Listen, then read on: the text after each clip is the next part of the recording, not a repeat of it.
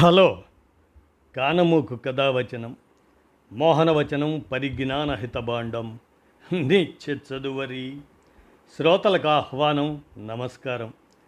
చదవదగునెవరు రాసిన తదుపరి చదివిన వెంటనే మరువక పలువురికి వినిపింపబూనిన అది ఏ పరిజ్ఞాన హితభాండమౌపో మహిళ మోహనవచనమై విరాజిల్లు.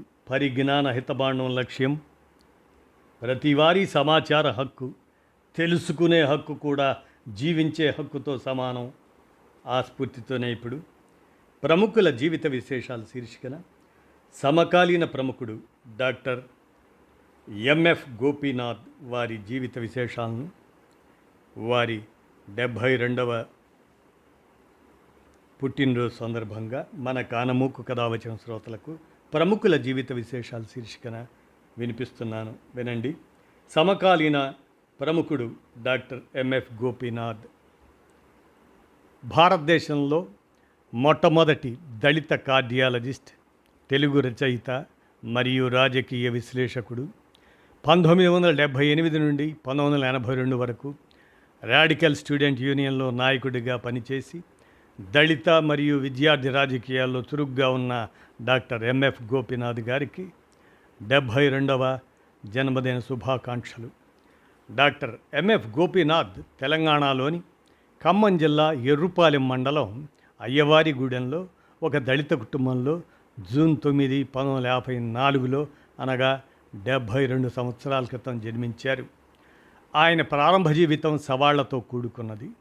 కానీ ఆయన దృఢ సంకల్పంతో విద్యను అభ్యసించారు. చివరికి కార్డియాలజీలో మార్గదర్శకుడిగా మారారు.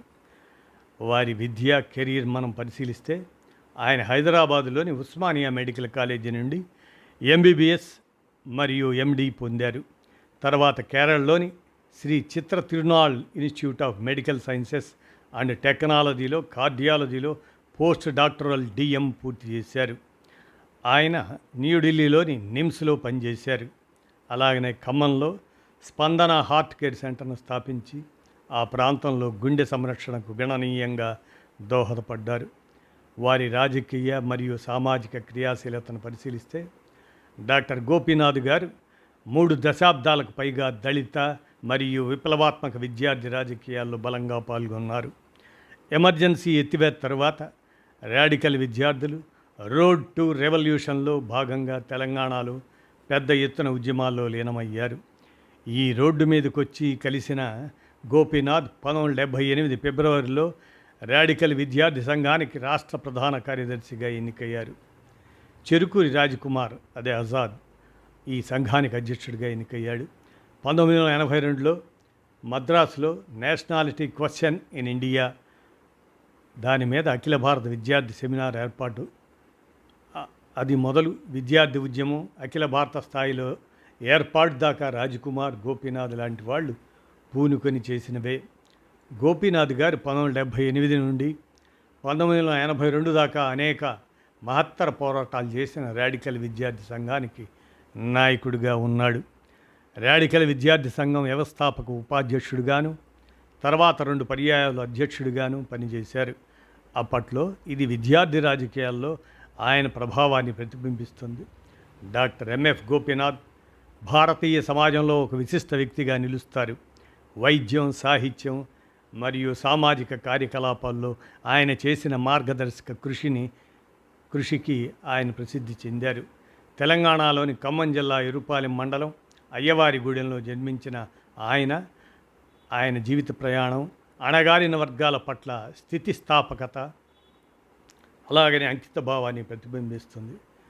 వారి ప్రారంభ జీవితం, వారి నేపథ్యం పరిశీలిస్తే తెలంగాణలోని గ్రామీణ ప్రాంతంలోని దళిత కుటుంబంలో డాక్టర్ గోపీనాథ్ గారు జన్మించడం సామాజిక న్యాయం పట్ల ఆయన నిబద్ధతను రూపొందించింది. అయ్యవారిగూడెంలో పెరిగిన ఆయన సామాజిక ఆర్థిక సవాళ్ళను ఎదుర్కొన్నారు.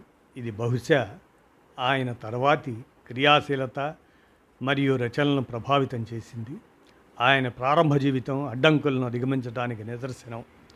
ఆయన బహుముఖ కెరీర్కు వేదికగా నిలిచింది. విద్యా ప్రయాణం మరియు వైద్య వృత్తి పరిశీలిస్తే డాక్టర్ గోపీనాథ్ విద్యా కార్యకలాపాలు హైదరాబాద్లోని ఉస్మానియా మెడికల్ కాలేజీ నుండి ఎంబీబీఎస్ మరియు ఎండీతో ప్రారంభమయ్యాయి. ఇది వైద్య విద్యకు ప్రసిద్ధి చెందిన ప్రతిష్టాత్మక సంస్థ. కేరళలోని Shri Chitra Tirunal institute of medical sciences and టెక్నాలజీలో కార్డియాలజీలో పోస్ట్ డాక్టరల్ డిఎం పూర్తి చేయటం ద్వారా ఆయన తన నైపుణ్యాన్ని మరింతగా పెంచుకున్నారు. ఇది అధునాతన వైద్య శిక్షణకు ప్రసిద్ధి చెందింది. ఆయన వైద్య వృత్తిలో న్యూఢిల్లీలోని national institute of medical sciences నిమ్స్లో ముఖ్యమైన పాత్రలు పోషించారు.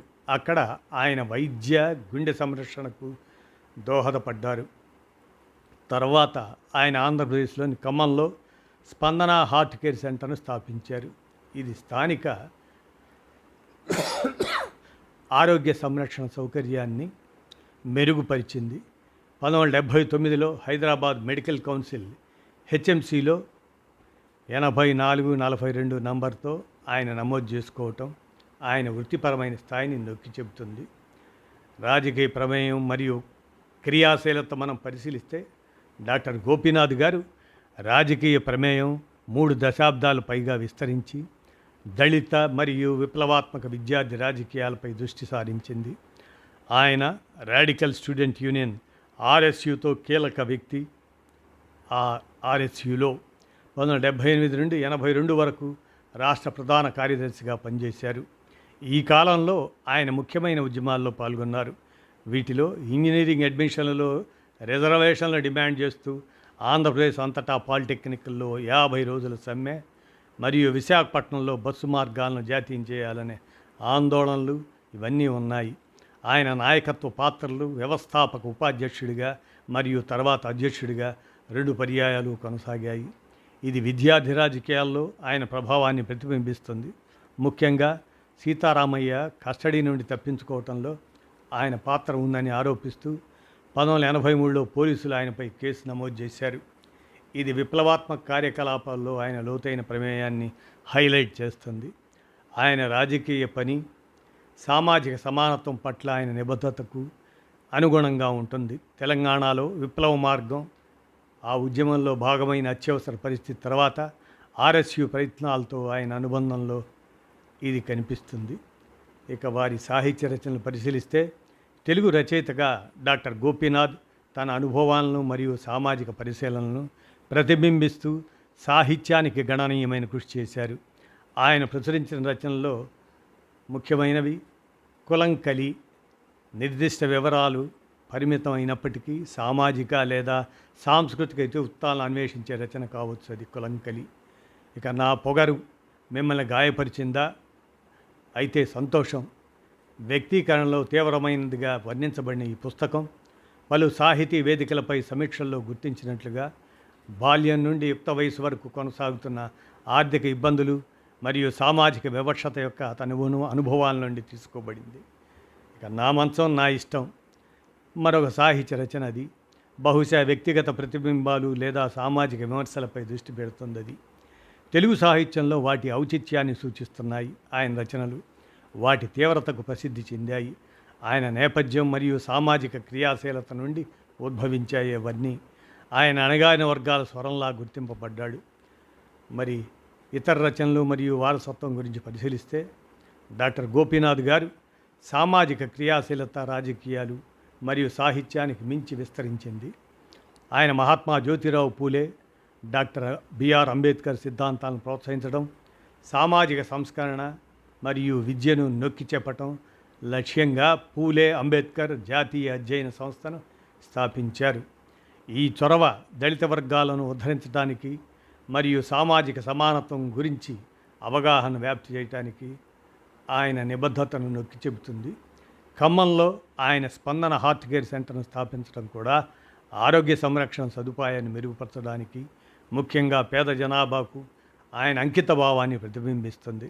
డాక్టర్ వైఎఫ్ గోపీనాథ్ జీవితం, వైద్య నైపుణ్యం, రాజకీయ క్రియాశీలత మరియు సాహిత్య వ్యక్తీకరణ సమ్మేళనం ఆయన్ను తెలంగాణ మరియు వెలుపల కీలక వ్యక్తిగా చేసింది. భారతదేశపు మొట్టమొదటి దళిత కార్డియాలజిస్టుగా ఆయన మార్గదర్శక పాత్ర, విద్యార్థి రాజకీయాల్లో ఆయన నాయకత్వం మరియు ఆయన సాహిత్య సహకారాలతో కలిపి ఆయన బహుముఖ ప్రభావాన్ని హైలైట్ చేస్తుంది.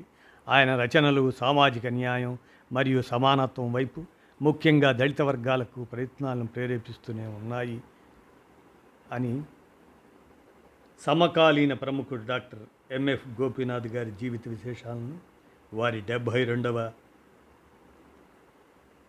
పుట్టినరోజు సందర్భంగా మన కానమోకు కథ వచ్చిన శ్రోతలకు ప్రముఖుల జీవిత విశేషాలు శీర్షికన ఈ అంశాన్ని వినిపించాను. విన్నారుగా, ధన్యవాదాలు.